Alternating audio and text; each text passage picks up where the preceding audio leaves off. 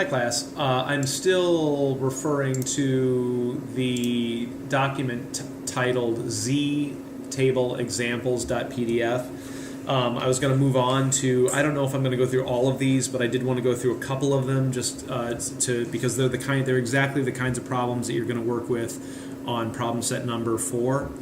I'm looking at example number 2. It looks like this. And again, I realize that you're seeing all of this at once, but I wanted to use this YouTube opportunity to walk you through how this problem went down. You'll see at the top of the page, again, and this is going to be a common theme, example number 2, generic test scores in the population. I ask you to assume a couple of things, and guess what? The same assumptions as before. A mean of 7 and a standard deviation of 3. A mu of 7 and a lowercase sigma of 3. So those are the assumptions, those are givens. First thing I did, I drew the normal probability distribution, the curve. I drew 2 lines under the abscissa. The top line is going to contain z-scores, the bottom line is going to contain data. I then drew a line down the middle, splitting it in half. Put a z-score of 0 there. Why? Because a z-score of 0 always goes in the middle. I also put the mean of 7 in the middle, right? Just like before.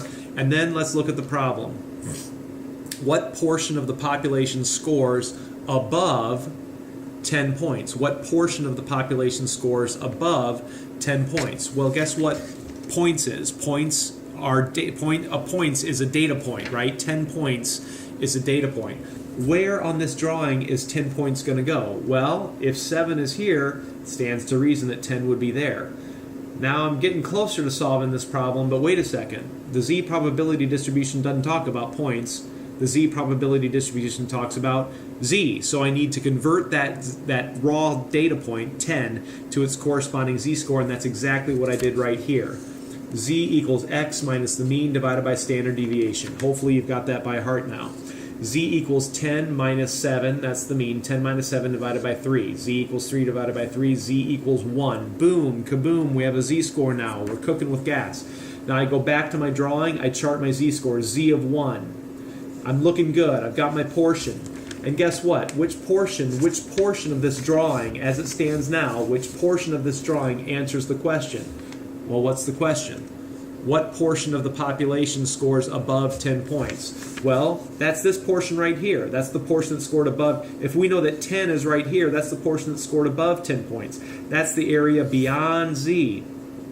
So I go to my Z table of, I go to my Z table, I find a Z-score of 1, and I look, and lo and behold, it says that a Z-score of 1 has 0.1587, that's a portion, of the distribution beyond it. That's the answer to our question. What portion of the population scores above 10 points? The answer is 0.1587, or if I were to express that as a percentage, it would be 15.87%. So that's another example from that sheet.